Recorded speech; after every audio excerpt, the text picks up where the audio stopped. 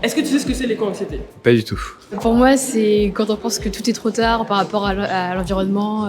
Pour moi, l'éco-anxiété, c'est le fait de vivre toutes sortes d'émotions négatives liées au fait de l'état de la planète. Vous savez ce que c'est l'éco-anxiété? Pas exactement, mais je dirais que c'est peut-être la peur de comment notre planète va finir dans les années à suivre. Donc l'éco-anxiété, c'est un mal-être, et dans notre jargon de psychologue, un mal-être, ça s'appelle une détresse psychologique.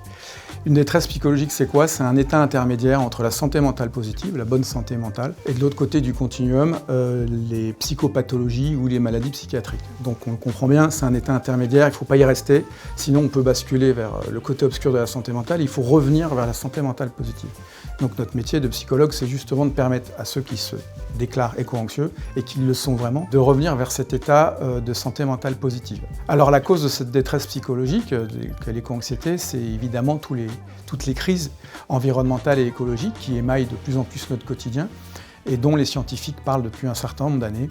Et les éco-anxieux sont des gens très informés qui se rendent compte de tous ces dérèglements et de toutes ces crises environnementales et qui sont capables de se projeter dans l'avenir en voyant les problèmes qui vont arriver au fur et à mesure. Ce qui crée d'ailleurs une anxiété d'anticipation qui alimente l'éco-anxiété.